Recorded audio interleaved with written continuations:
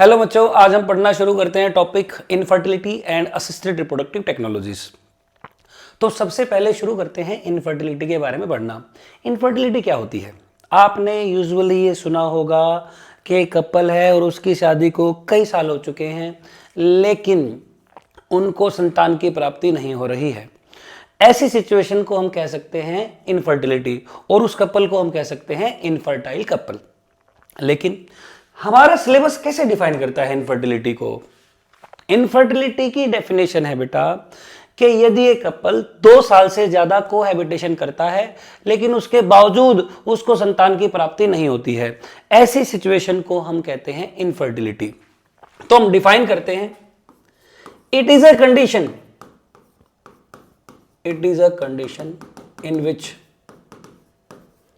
in which couples unable to have children even after cohabitation for more than 2 years। 2 साल से ज्यादा तक वो एक साथ रहे लेकिन उनको संतान की प्राप्ति नहीं हुई। लेकिन ये 2 साल के जो ये कोहैबिटेशन को रिप्रेजेंट किया गया है, ये कौन सा कोहैबिटेशन है? आपको ध्यान रखना है कि इस दौरान अनप्रोटेक्टेड कोइटस किया गया। अनप्रोटेक्टेड कोइटस का मतलब है कि किसी भी प्रकार का without using any contraceptive method, किसी भी प्रकार का कॉन्ट्रासेप्टिव मेथड यूज नहीं किया गया। ऐसी कंडीशन को हम कहते हैं इनफर्टिलिटी। अब आपके दिमाग में फिर क्वेश्चन आएगा कि इसके पीछे क्या वजह हो सकती है, कौन जिम्मेदार हो सकता है? तो इसकी कई सारी वजह हो सकती है। वो कोई डिजीज हो सकती है, ड्रग अब्यूज हो सकता है, फिजिकल डैमेज हो सकता है, कंजेनाइटल डिजीज हो सकती है या साइकोलॉजिकल रीजन हो सकते हैं।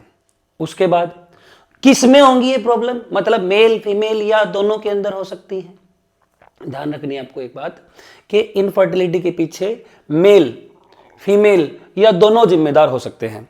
लेकिन हमारी सोसाइटी में आपने ये ट्रेंड सुना होगा क्या कि भाई यूजुअली फीमेल को टारगेट किया जाता है कि वो बच्चे नहीं पैदा हो रहे हैं तो, लेकिन ऐसा सत्य नहीं है। जितना मेल जिम्मेदार हो सकता है उतनी फीमेल जिम्मेदार हो सकती है, जितनी फीमेल जिम्मेदार हो सकती है मेल जिम्मेदार हो सकता है। और हो सकता है दोनों में कुछ ना कुछ समस्याएं हो जिसकी वजह से संतान की प्राप्ति नहीं हो रही है। तो इसका मतलब हमारी सोसाइटी में ये टारगेट नहीं किया जाना चाहिए किसी स्पेसिफिकली फीमेल को कि इस फीमेल की वजह से बच्चे पैदा नहीं हो रहे हैं। तो हमें उसके लिए प्रॉपर डायग्नोसिस करवानी चाहिए कि एक्चुअल में कौन जिम्मेदार है और उसके अकॉर्डिंग ही ट्रीटमेंट करना चाहिए कि कैसे हम इस इनफर्टिलिटी से छुटकारा पा सकते हैं। तो सबसे पहले देखते हैं कि यार इसके पीछे वजह क्या हो सकती है, क्या रीजन हो सकते हैं इनफर्टिलिटी के। इनफर्टिलिटी के कई सारे रीजन हो सकते हैं। सबसे पहले फिजिकल रीजन हो सकते हैं। फिजिकल रीजन का मतलब यह है कि यदि कोई पार्ट है सेक्स ऑर्गन का जो डैमेज है, जैसे कि वास डिफरेंस मेल के अंदर डैमेज हो सकती है, या फैलोपियन ट्यूब है वो फीमेल के अंदर डैमेज हो सकती है, ब्लॉकेज हो सकती है जिसकी वजह से ओवा मूव ना कर पा रहा हो, या मेल के अंदर जो वास डिफरेंस है उसके अंदर कोई एबनॉर्मलिटी है जिसकी वजह से स्पर्म कैरी ना हो रहे हो। तो ऐसे डैमेज को या ऐसे रीजन को हम कहेंगे फिजिकल रीजन। दूसरा रीजन क्या हो सकता है? कोई डिजीज हो सकती है, मेल या फीमेल में कोई एक डिजीज हो जिसकी वजह से इनफर्टिलिटी हो सकती है। तीसरी वजह क्या हो सकती है? कोई ड्रग अब्यूज हो सकता है, जैसे कि मेल या फीमेल में कोई स्टीरॉयड इनटेक कर लिया हो या स्टीरॉयड का अब्यूज हो। स्पोर्ट्स पर्सन है वो अक्सर ऐसा करते हैं कि स्टीरॉयड इनटेक किया जाता है जिसकी वजह से उनके अंदर इनफर्टिलिटी हो सकती है।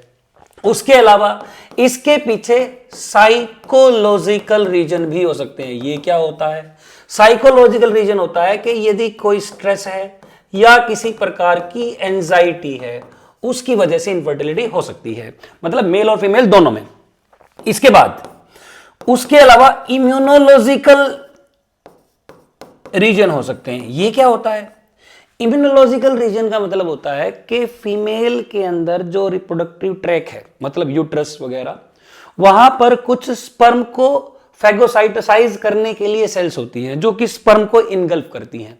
यदि वो ज्यादा एक्टिव हो गई फीमेल के जेनाइटल पार्ट में, यदि जो इम्यूनोलॉजिकल सेल्स हैं वो ज्यादा एक्टिव हो गई, तो वो क्या करेंगी, वो स्पर्म का ओवर फैगोसाइटोसिस करेंगी, जिसकी वजह से स्पर्म पहुंचेंगे ही नहीं। कहां नहीं पहुंचेंगे, जहां पर फर्टिलाइजेशन होनी है वहां नहीं पहुंच पाएंगे, उससे पहले ही वो डैमेज हो जाएंगे। ठीक बात है। तो ऐसी प्रॉब्लम को मैं लिखूंगा, ऐसे रीजन को मैं लिखूंगा इम्यूनोलॉजिकल। उसके अलावा क्या वजह हो सकती है, उसके अलावा किसी भी प्रकार की कंजेनाइटल रीजन हो सकते हैं। कंजेनाइटल रीजन का मतलब होता है कि बाय बर्थ ऐसी कोई प्रॉब्लम है, जैसे कि एक पर्सन है उसको टर्नर सिंड्रोम है, टर्नर सिंड्रोम है, ठीक है। टर्नर सिंड्रोम जिस पर्सन को होगा वो पर्सन इनफर्टाइल होगा। अब आपके दिमाग में फिर क्वेश्चन आना चाहिए, क्या क्वेश्चन आना चाहिए कि स्पेसिफिकली मेल और स्पेसिफिकली फीमेल में क्या वजह हो सकती है, इसके बारे में चर्चा करते हैं कि टेक्निकल या डायरेक्ट वजह बताओ कि क्या वजह हो सकती है इरेक्टाइल डिस्फंक्शन की। सबसे पहले मेल में वजह हो सकती है, मेल में वजह हो सकती है इरेक्टाइल डिस्फंक्शन। इरेक्टाइल डिस्फंक्शन ये क्या होता है, इसको इन शॉर्ट हम कहते हैं ईडी। इरेक्टाइल डिस्फंक्शन होता है जब पेनियल इरेक्शन ना हो मेल में। अब पेनियल इरेक्शन क्या होता है, पेनियल इरेक्शन की आवश्यकता है इंसेमिनेशन करने के लिए, मतलब सीमन को फीमेल बॉडी में रिलीज करने के लिए, ताकि वो सही जगह पर ट्रांसफर हो और उसके बाद फर्टिलाइजेशन हो सके। तो उसके लिए होता है पेनियल इरेक्शन। यदि पेनियल इरेक्शन नहीं हो पा रहा है मेल के अंदर, ऐसी कंडीशन को हम कहेंगे इरेक्टाइल डिस्फंक्शन, जो कि मेल के अंदर आमतौर पर स्ट्रेस या एंजाइटी की वजह से ऐसा होता है।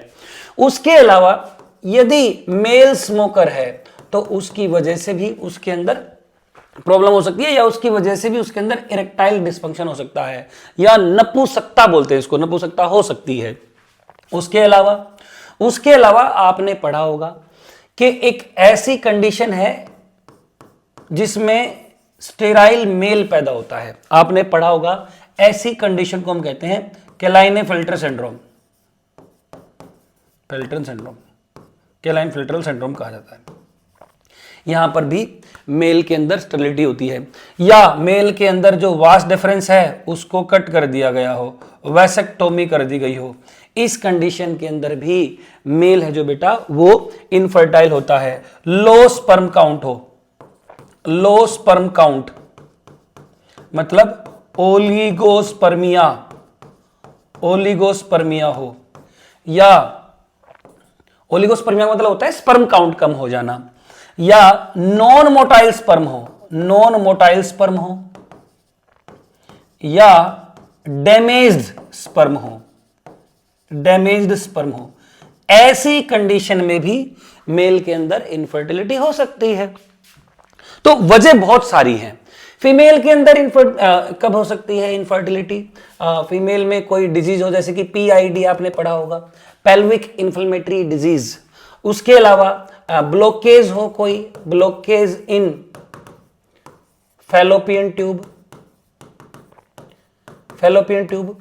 एक और कॉमन बीमारी है आपने सुनी कि आज तक, जैसे कि पीसीओडी या पीसीओएस, जिसके अंदर जो ओवरी है उसके अंदर सिस्ट बन जाती है, या लो एग काउंट, या एग रिलीज ही ना होते हो, लो एग काउंट हो। ठीक है, तो बहुत सारी वजह हो सकती हैं मेल और फीमेल के अंदर इनफर्टिलिटी की।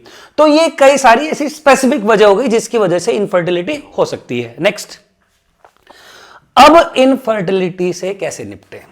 अब जो इनफर्टाइल कपल है ऐसे तो है नहीं कि वो बिना संतान के सारी जिंदगी गुजारेंगे, तो कुछ ऐसी टेक्नोलॉजीज हैं जो कि इनफर्टाइल कपल को हेल्प करती हैं ताकि उनको भी संतान की प्राप्ति हो। ऐसी टेक्नोलॉजीज हैं जो इनफर्टाइल कपल्स को असिस्ट करती हैं। जो टेक्नोलॉजीज, ऐसी टेक्नोलॉजीज को हम कहते हैं असिस्टेड रिप्रोडक्टिव टेक्नोलॉजीज। तो ये क्या होती है, इनको हम डिफाइन कैसे करें। टेक्नोलॉजीज ऐसी techniques which assist infertile couples couples to have children, to have children. ऐसी टेक्नोलॉजीज जिसकी वजह से जो इनफर्टाइल कपल है उनको संतान की प्राप्ति हो सकती है, ऐसी टेक्नोलॉजीज को कहा जाता है ART।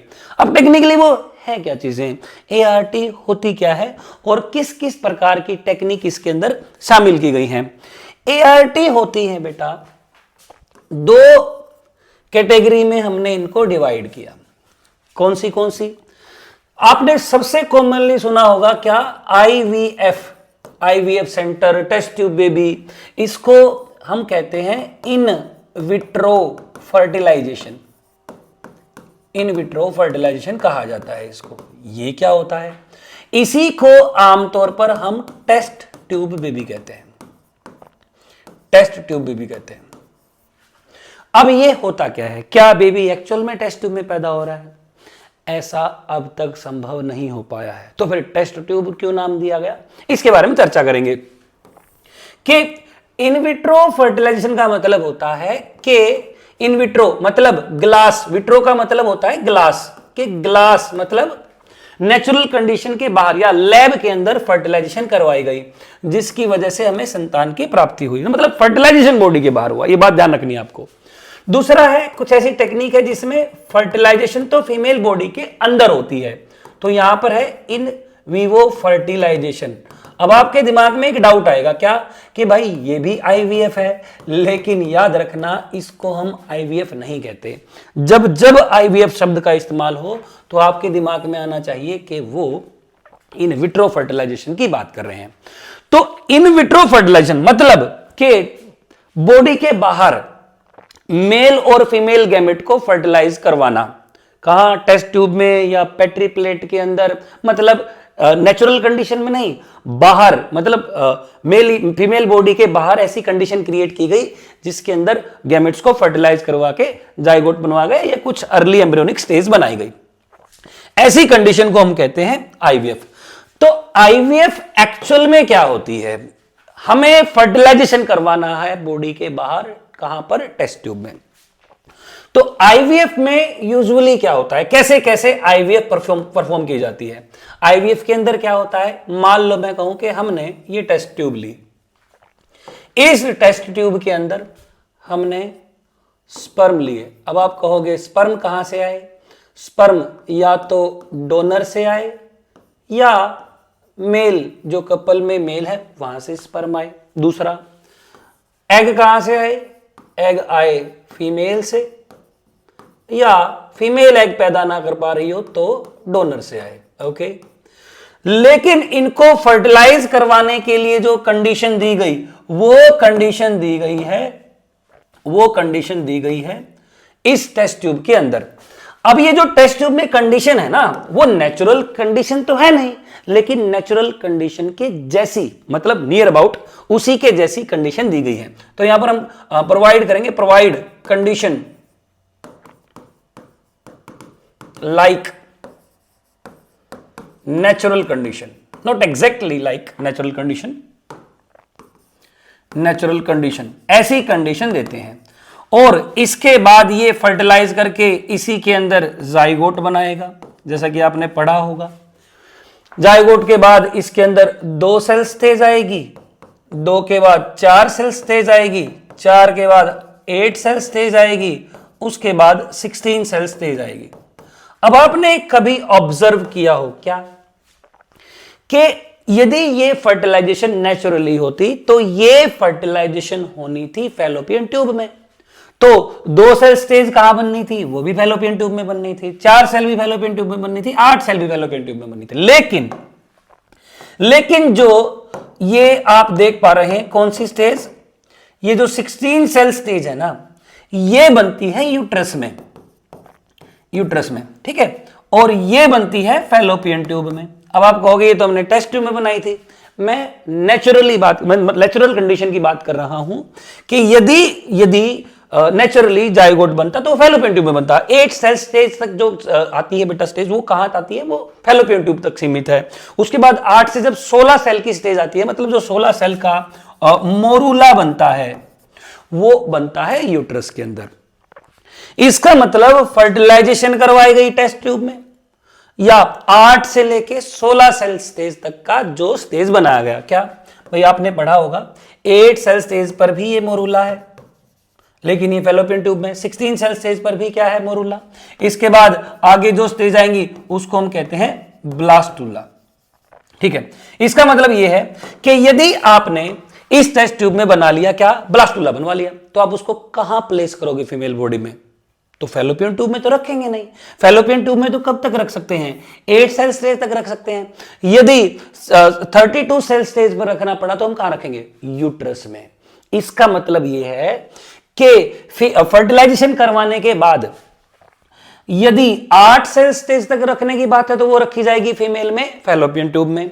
यदि उसके बाद 16 या 32 सेल स्टेज तक रखने की बात है तो वो कहां रखी जाएगी, यूट्रस में। मतलब हम ब्लास्टुला को फैलोपियन ट्यूब में नहीं रख सकते हैं।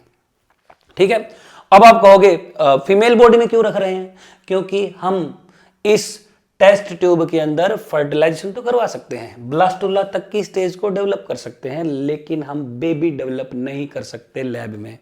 इसलिए हम मजबूर हैं कि हमें इन एम्ब्रियोनिक स्टेजेस को फीमेल की बॉडी के अंदर रखना पड़ता है ताकि आगे की डेवलपमेंट हो पाए और बच्चा पैदा हो पाए या बच्चा डेवलप हो पाए। तो इसको हम कहते हैं आईवीएफ या इन विट्रो फर्टिलाइजेशन, जिसको अमूमन यूजुअली टेस्ट ट्यूब बेबी कहा जाता है। इससे जो बच्चा पैदा होगा ऐसे बच्चे को हम कहेंगे टेस्ट ट्यूब बेबी, जो कि टेक्निकली टेस्ट ट्यूब में पैदा नहीं हुआ है। टेस्ट ट्यूब में तो केवल ये अर्ली स्टेजेस हमने डेवलप करवाई थी। अब एक बड़ा अच्छा क्वेश्चन आता है यहां से। क्या क्वेश्चन आता है आपके दिमाग में? क्वेश्चन आना चाहिए क्या कि यदि एक कपल में जो फर्टिलाइजेशन है वो हो ही नहीं रही है, मतलब हमने स्पर्म और ओवा को एक टेस्ट ट्यूब में रख दिया लेकिन फर्टिलाइजेशन नहीं हुई। अब आप कहोगे क्यों नहीं हुई? हो सकता है कि स्पर्म के अंदर किसी भी प्रकार का मॉर्फोलॉजिकल डैमेज हो या उसकी मोटिलिटी ना हो, तो ऐसी सिचुएशन में ये जो स्पर्म है ये इस एग के साथ फर्टिलाइज नहीं कर पाएगा। तो अब क्या करेंगे ऐसी कंडीशन में? आईवीएफ हम कैसे परफॉर्म करवाएंगे? तो भाई फर्टिलाइजेशन तो नहीं हो पा रहा है, मतलब लैब के अंदर भी फर्टिलाइजेशन नहीं हो पा रहा, तो ऐसी कंडीशन में फर्टिलाइजेशन कैसे करवाई जाती है? हम क्या करते हैं, एग को होल्ड करते हैं यूजिंग अ होल्डर, मतलब एग को पकड़ लेते हैं। तो अब क्या करेंगे, इसके अंदर जो ये न्यूक्लियस है, हम इसके अंदर इंजेक्शन की हेल्प से हम इसके अंदर स्पर्म रिलीज कर देते हैं, मतलब स्पर्म इंजेक्ट कर देते हैं। इसके साइटोप्लाज्म में स्पर्म इंजेक्ट कर लिया जाएगा। एग्जैक्टली कैसे किया जाएगा भाई? हम ये कैसे देख पा रहे हैं? माइक्रोस्कोप की सहायता से हम ये सारी चीजें देख पा रहे हैं, और इस होल्डर की सहायता से हमने इस एग को पकड़ रखा है और इस इंजेक्शन की हेल्प से हमने इसके अंदर स्पर्म को डायरेक्टली इंजेक्ट किया है। कहां? साइटोप्लाज्म में। ऐसी टेक्निक तब यूज की जाती है जब स्पर्म फर्टिलाइज ना कर पा रहा हो। ठीक है, ऐसी टेक्निक को हम कहते हैं ICSI, मतलब इंट्रा साइटोप्लाज्मिक स्पर्म इंजेक्शन। इसको इंट्रासाइटोप्लाज्मिक स्पर्म इंजेक्शन कहते हैं। नाम को पढ़ो दोबारा। इंट्रा का मतलब होता है विद इन, साइटोप्लाज्म मतलब इस साइटोप्लाज्म के अंदर, एग के साइटोप्लाज्म के अंदर स्पर्म डायरेक्ट इंजेक्ट कर दिया गया, इसको कहा गया ICSI। अब आप कहोगे ये कब किया जाता है? ये तब किया जाता है जब इसके लिए कंडीशन क्या है, किस कंडीशन पर ICSI करवाई जाएगी बेटा? ICSI या ICSI करवाई जाएगी। तो ये करवाई जाती है तब जब एबनॉर्मल स्पर्म होता है या मॉर्फोलॉजिकल डैमेज हो स्पर्म को। ऐसी कंडीशन में ICSI या इंट्रासाइटोप्लाज्मिक स्पर्म इंजेक्शन परफॉर्म करवाया जाता है। ठीक है, तो ये भी एक प्रकार की फर्टिलाइजेशन है। मतलब ये पहली सिचुएशन है, या तो ये डायरेक्ट फर्टिलाइजेशन हो जाए, मतलब टेस्ट ट्यूब के अंदर डायरेक्टली स्पर्म डाल दी, एग डाल दी, फर्टिलाइजेशन हो जाए, या यहां पर इक्सी परफॉर्म करवाई जा सकती है इंट्रासाइटोप्लाज्मिक स्पर्म इंजेक्शन से, उसमें भी जाइगोट बनेगा और फर्दर डेवलपमेंट ऐसे ही होगी। इसको हम कहते हैं आईवीएफ या टेस्ट ट्यूब बेबी। तो मतलब टेस्ट ट्यूब के अंदर फर्टिलाइजेशन करवाने के दो तरीके हो गए, एक तो इक्सी मतलब एक स्पेसिफिक कंडीशन में जिसमें स्पर्म है जो मॉर्फोलॉजिकली डैमेज हो, मतलब ये वाली सिचुएशन, ठीक है ना, जिसमें स्पर्म को डायरेक्टली साइटोप्लाज्म के अंदर इंजेक्ट किया जाता है, और इसके लिए कंडीशन क्या है, एबनॉर्मल स्पर्म हो और जो फर्टिलाइज नहीं कर पा रहा है स्पर्म, ऐसी सिचुएशन में हम इक्सी टेक्निक का सहारा लेते हैं। नेक्स्ट, इसके बाद है कि भाई आईवीएफ के अलग अलग रूप होते हैं। आईवीएफ के अलग अलग रूप कैसे होते हैं, जैसे कि आप यहां पर देख पा रहे हैं, ये नाम, पहला नाम जिसका नाम है जिफ्ट, ये क्या होता है, पहले इसकी मैं फुल फॉर्म लिख देता हूं, zygote intrafallopian tube, intrafallopian tube transfer, transfer, ध्यान से देखो इसको, zygote intra fallopian tube transfer, ZIFT, ये जिफ्ट है।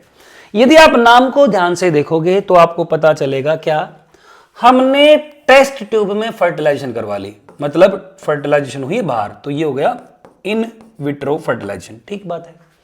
इसके बाद क्या बना, जाइगोट, जाइगोट बन गया, मतलब लैब के अंदर हमने जाइगोट तैयार कर लिया। तो जाइगोट को हम कहां ट्रांसफर करेंगे, फैलोपियन ट्यूब में, कर दिया ट्रांसफर, फैलोपियन ट्यूब में ट्रांसफर करेंगे।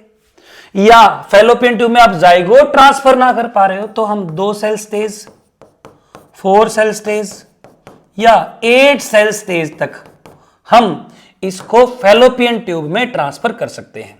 इन सभी स्टेजेस में हम इनको फैलोपियन ट्यूब में ट्रांसफर कर सकते हैं। यूजुअली ऐसा ही परफॉर्म किया जाता है क्या, कि जो ये 8 सेल स्टेज बनती है ना, ये 3rd डे का एम्ब्रियो होता है। मतलब जब आईवीएफ परफॉर्म करवाई गई उसके 3rd डे पर जो एम्ब्रियोनिक स्टेज बनती है वो 8 सेल का मोरूला होता है, जिसके अंदर 8 सेल है, वो सॉलिड स्ट्रक्चर है जो कि 3rd डे पर बना। इसी 3rd डे वाले एम्ब्रियो को हम यूट्रस में ट्रांसफर नहीं करते हैं, हम इसको यदि जाइगोट होगा तो हम यहां पर ट्रांसफर कर देंगे, ठीक है। 8 सेल स्टेज वाला होगा, 8 सेल स्टेज वाला होगा तो हम इसको यहां पर ट्रांसफर कर देंगे, ठीक है, फैलोपियन ट्यूब में। तो आप इस बात को समझो कि जाइगोट को फैलोपियन ट्यूब के अंदर ट्रांसफर किया गया, लेकिन इसका मतलब यह नहीं है कि अकेला जाइगोट ट्रांसफर किया गया या केवल जाइगोट ट्रांसफर करते हैं। इसके अंदर हम यूजुअली मोरूला भी ट्रांसफर करते हैं, जो कि 3rd डे का एम्ब्रियो होता है, वो भी फैलोपियन ट्यूब में ट्रांसफर किया जाता है। लेकिन यदि आप इस फैलोपियन ट्यूब में जाइगोट या अर्ली एम्ब्रियोनिक स्टेज को ट्रांसफर कर रहे हैं तो उसको कहेंगे जिफ्ट, उस कंडीशन को हम कहते हैं जिफ्ट। लेकिन यदि आप इसके बाद की स्टेज, मतलब इसके बाद जो स्टेज आएगी कौन सी, 16 सेल स्टेज, 32 सेल स्टेज, मतलब जो ब्लास्टुला होता है, जिसको ब्लास्ट ट्रांसफर भी कहते हैं, इन स्टेजेस को यदि आप ट्रांसफर करोगे तो वो हमें ट्रांसफर करना पड़ेगा यूट्रस में, इसलिए उसको कहा जाता है intra uterine embryo transfer, intra uterine embryo transfer technique कहा जाता है। IUT, IUET नहीं, एनसीईआरटी में लिखा हुआ है IUT, मैंने एम्ब्रियो तो जानबूझकर लिख दिया, यूट्रस में ट्रांसफर कर रहा है, ठीक है। अब बात को समझना, IUT इज नॉट जिफ्ट, क्योंकि हमने फैलोपियन ट्यूब में ट्रांसफर नहीं किया, हमने ट्रांसफर किया यूट्रस के अंदर। तो स्पेसिफिकली आपको यह बात सीखनी है कि ये तो है IUT और ये होगी जिफ्ट, लेकिन दोनों में कॉमन क्या है, दोनों में कॉमन ये है कि हमने फर्टिलाइजेशन है जो वो टेस्ट ट्यूब में करवाई, ठीक है। तो आप इस बात को समझो कि भाई देखो, आप थोड़ा सा समझना बात को, यदि किसी फीमेल की फैलोपियन ट्यूब डैमेज है, ठीक है, तो हम फैलोपियन ट्यूब में क्यों डालेंगे, हम इस यूट्रस के अंदर डालेंगे, ठीक है, ये जो एम्ब्रियोनिक स्टेज है उसको यूट्रस में डालेंगे। तो अलग अलग कंडीशंस के अंदर अलग अलग प्रकार की ART को प्रेफर किया जाता है। अब इसके बाद जो ये IUT है, जैसे कि मैंने आपको बताया कि जो ब्लास्टुला है जिसमें हमने पढ़ा 32 सेल स्टेज या 16 सेल स्टेज के बाद जो स्टेज आती है ये मोरुला होता है, ये मोरुला है। लेकिन जो ब्लास्टुला है और 16 सेल स्टेज का मोरुला है, इसको हम IUT मतलब इंट्रा यूटेराइन ट्रांसफर मतलब यूट्रस के अंदर ट्रांसफर करते हैं। तो इसी के अंदर आप समझो ये जो हमने पढ़ा बेटा कि जाइगोट ट्रांसफर करना हो फैलोपियन ट्यूब में, 8 सेल स्टेज तक ट्रांसफर करना हो फैलोपियन ट्यूब में, 3rd डे की बात आए तो भी फैलोपियन ट्यूब में, इसको हम कहेंगे जिफ्ट। लेकिन यदि ट्रांसफर करना हो 16 या 32 सेल स्टेज पर तो उसको हम यूट्रस में ट्रांसफर करेंगे, न कि फैलोपियन ट्यूब में। उसको कहा जाएगा IUT मतलब इंट्रा यूटेराइन ट्रांसफर या intra uterine embryo transfer. Next हम देखते हैं कि हमें पता लग गया कि IUT क्या होता है। अब हम बात करते हैं बहुत ही इंपॉर्टेंट टेक्निक की जिसका नाम है गिफ्ट। जिफ्ट नहीं, गिफ्ट। अब ये गिफ्ट क्या होता है? गिफ्ट की एक बार फिर हम फुल फॉर्म पढ़ रहे हैं बेटा, क्या? Gamete intra fallopian tube transfer. अब यदि आप थोड़ा बहुत नाम का मतलब जानते हैं, मतलब कि भाई देखो जैसे कि आपको पता लगे कि यहां पर गैमेट्स को फैलोपियन ट्यूब के अंदर ट्रांसफर किया गया है तो आपको इसके बारे में पता लग जाएगा। लेकिन क्या ये कब परफॉर्म करेंगे? यहां पर आपको एक चीज समझनी है कि फैलोपियन ट्यूब में ये यूट्रस है बेटा और ये है फैलोपियन ट्यूब। फैलोपियन ट्यूब में हमने एम्ब्रियो ट्रांसफर नहीं किया, इस टेक्निक में हमने फैलोपियन ट्यूब के अंदर स्पर्म और एग ट्रांसफर किए हैं, मतलब गैमेट्स ट्रांसफर किए हैं, जाइगोट मोरुला ब्लास्टुला नहीं। अब आप कहोगे फिर बाहर IVF करवा देते, लेकिन आपको एक चीज सीखनी है यहां पर कि गिफ्ट है जो ये टेक्निक तभी परफॉर्म की जाती है जब फीमेल एग ना पैदा कर सकती हो। ये कंडीशन मतलब ये प्रकार की ART तब परफॉर्म की जाएगी when female enable to produce egg, वो एग पैदा नहीं कर पा रही। तो फिर सोर्स ऑफ एग क्या होगा? सोर्स ऑफ एग होगा, याद रखना, डोनर। याद रखें बेटा, यहां पर आपको याद रखना है कि जो एग है वो डोनर से आएगा। अगली कहानी क्या है? फिर ये फीमेल है ना जो ये फर्टिलाइजेशन तो करवा सकती है, एग नहीं पैदा कर पा रही है। ये बच्चे को इंप्लांट भी करवा देगी, मतलब प्रेगनेंसी को कंसीव कर लेगी, मतलब बच्चे को पाल भी पाएगी, बस एग पैदा नहीं कर पा रही है। तो फैलोपियन ट्यूब ठीक है, इसकी यूट्रस ठीक है, मतलब ये फर्टिलाइजेशन करवा सकती है और फर्दर डेवलपमेंट के लिए सुटेबल इन्वायरमेंट प्रोवाइड कर सकती है, बस फर्टिलाइजेशन नहीं करवा सकती है। इसलिए याद रखना यहां पर जो एग है वो डोनर से लिया गया, लेकिन ये फीमेल यहां पर है जो बेटा आगे की फर्दर डेवलपमेंट करवाएगी, मतलब ये female provide suitable environment for fertilization and implantation. इनके लिए ये सुटेबल इन्वायरमेंट प्रोवाइड कर सकती है, बस एग नहीं पैदा कर सकती। ऐसी कंडीशन को हम कहेंगे गिफ्ट। तो आप एक बात समझना, यहां पर जो फर्टिलाइजेशन होकर जो जाइगोट बनेगा, यहां पर जो फर्टिलाइजेशन होगी वो इन वीवो फर्टिलाइजेशन होगी। तो कंसेप्ट क्या है? हमने पढ़ा गिफ्ट और हमने पढ़ा जिफ्ट। जिफ्ट के अंदर क्या हुआ था, मतलब ZIFT मतलब जाइगोट इंट्राफैलोपियन ट्यूब ट्रांसफर में क्या हुआ था? इन विट्रो फर्टिलाइजेशन हुई थी। यहां पर क्या हुई है? इन वीवो फर्टिलाइजेशन हुई है। और जो हमने पढ़ा था क्या, जो गिफ्ट है मतलब जो जिफ्ट है, इस जिफ्ट के अंदर क्या है भाई, हम ये नहीं कह रहे हैं कि फीमेल एग पैदा नहीं कर सकती, बस फर्टिलाइजेशन नहीं हो पा रही है, ठीक है ना। तो हमने उस फर्टिलाइजेशन की सक्सेस को बढ़ाने के लिए ऐसा किया। अब आपने एक बात सुनी होगी, क्या? कौन सी बात सुनी आपने? आपने एक बात सुनी होगी, जब भी कोई कपल आईवीएफ या टेस्ट ट्यूब बेबी से बच्चे पैदा करवाता है या गिफ्ट से बच्चे पैदा करवाता है, तो उसको बच्चे यूजुअली 2 ट्विंस के रूप में पैदा होते हैं। ऐसा क्यों होता है? जब गिफ्ट परफॉर्म करवाया जाता है ना, तो गिफ्ट की सक्सेसफुल या इसकी सक्सेस को बढ़ाने के लिए, इसको सक्सेसफुल बनाने के लिए क्या किया जाता है कि नंबर ऑफ एग ज्यादा डाल दिए जाते हैं ताकि फेलियर ना हो। ठीक है, क्योंकि जो चांस ऑफ इम्प्लांटेशन है ना, वो जैसे कि मान लो मैं कहूँ कि 3 एग डाल दिए गए, तो हो सकता है कि एम्ब्रियो डैमेज हो जाए यूट्रस तक पहुंचते पहुंचते। तो हम ऐसा सोचते हैं कि प्रोबेबिलिटी है जो इम्प्लांटेशन की वो बढ़ जाए। तो इसलिए यूजुअली क्या हो जाता है कि 2 जो जायगोट है या जो 2 अर्ली एम्ब्रियोनिक स्टेज है, एम्ब्रियोनिक स्टेज है, वो इम्प्लांट हो जाती है यूजुअली। इसलिए टेस्ट ट्यूब बेबी से जो बच्चे पैदा करवाए जाते हैं वो ट्विंस के रूप में पैदा होते हैं। ठीक है, तो आई थिंक आपकी ये बात भी आपको समझ में आ गई होगी। इसके बाद की कहानी क्या है? इसके बाद है एआई। ये क्या होता है?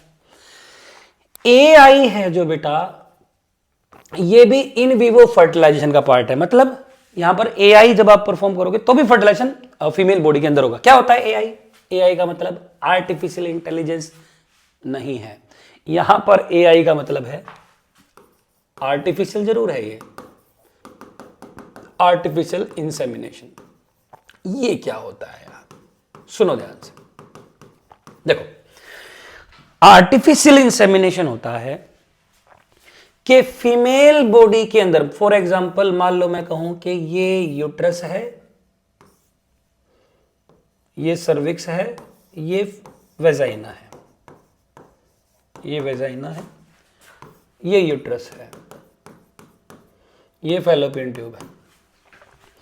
अब कंडीशन समझना, यदि कोई मेल जिसके अंदर ओलिगोस्पर्मिया हो, जैसा कि मैंने पहले बताया आपको, ओलिगोस्पर्मिया मतलब low sperm count, sperm count है जो वो लो हो, स्पर्म काउंट है जो वो लो हो, ठीक है।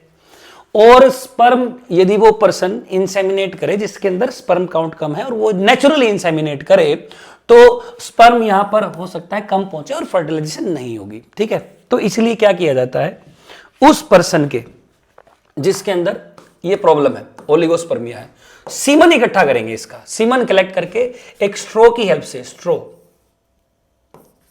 ये स्ट्रो है, इस स्ट्रो की हेल्प से सीमन को डायरेक्टली वेजाइना में, सर्विक्स के पास या यूट्रस के अंदर डायरेक्टली इंसेमिनेट करते हैं यूजिंग दिस स्ट्रो। तो स्ट्रो की हेल्प से यदि ये इंसेमिनेशन करवाया गया तो ये नेचुरल तो नहीं रहा, ये हो गया artificial.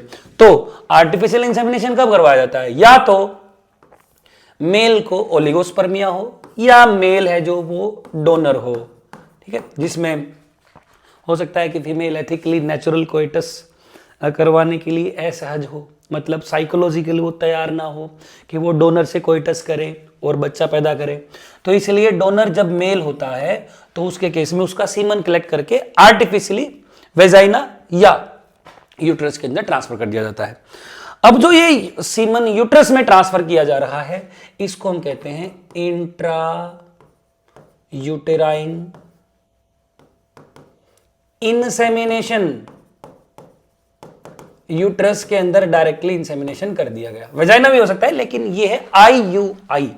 IUI is a kind of AI, artificial intelligence नहीं, artificial insemination, intra uterine insemination. तो इसके लिए कंडीशन आपको पता होनी चाहिए, क्या इसके लिए कंडीशन आपको पता होनी चाहिए कि ये तब परफॉर्म करवाया जाएगा या तो मेल स्पर्म काउंट कम हो, ऑब्वियसली कि मेल है जो कपल के अंदर जो मेल है उसका स्पर्म काउंट कम हो। दूसरा पॉइंट क्या है कि मेल स्पर्म ही पैदा ना कर पा रहा हो या मेल हो स्टेराइल, और तो इसलिए डोनर है जो उसका सीमन कलेक्ट किया गया और उस कपल के अंदर जो फीमेल है उसके अंदर इंसेमिनेट कर दिया गया।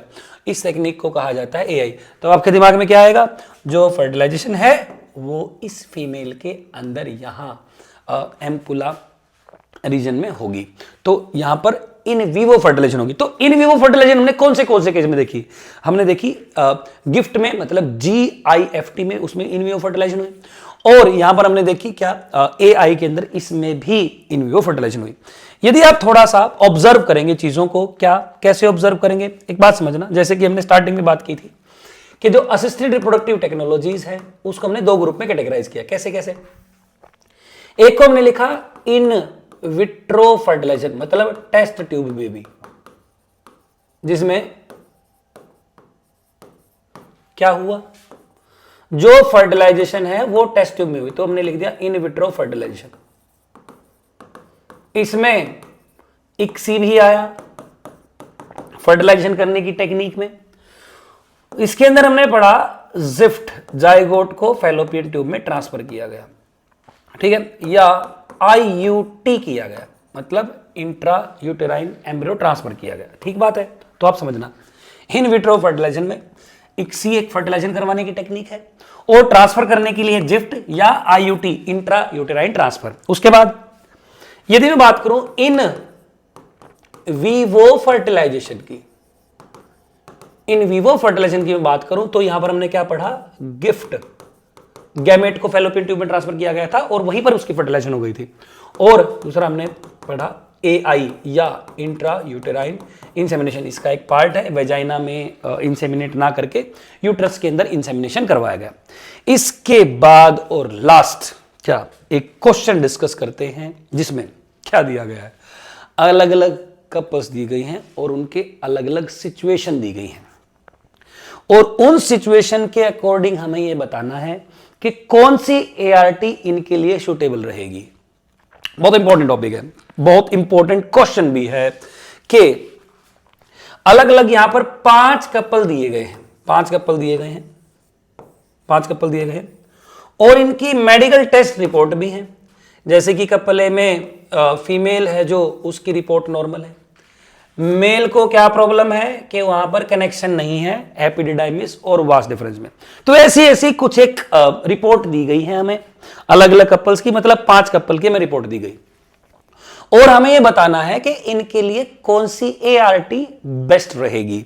अब यहां पर आप पढ़ोगे तब आपको पता चलेगा, यहां पर एक कंडीशन दी गई है, देखो पढ़ोगे आप पता लगेगा, placed below are case studies of some couples who were not able to have kids, मतलब उनको बच्चे पैदा नहीं हो रहे। These couple are not ready for adoption, मतलब उनको ना तो अडॉप्ट करना बच्चा, मतलब क्या इस बात का कि मान लो मैं कहूँगा एक कपल है और वो बच्चा अडॉप्ट नहीं करना चाहते, मतलब कि भाई किसी और का बच्चा लीगल अडॉप्ट नहीं करना चाहते, ठीक है, नहीं करो भाई, मर्जी है, और गैमेट भी नहीं लेना चाहते, इसका मतलब वो डोनर से गैमेट नहीं लेंगे। मतलब यहां पर आपको एक चीज सीखनी है कि यहां पर हम गिफ्ट अप्लाई नहीं कर सकते, याद रखना, क्योंकि इस कंडीशन में मेंशन किया गया है कि डोनर नहीं चाहिए। तो इसमें किसी भी केस में ART गिफ्ट नहीं होगा, याद रखना, गिफ्ट को हम कंसीडर नहीं करेंगे, ठीक है, फ्रॉम डोनर।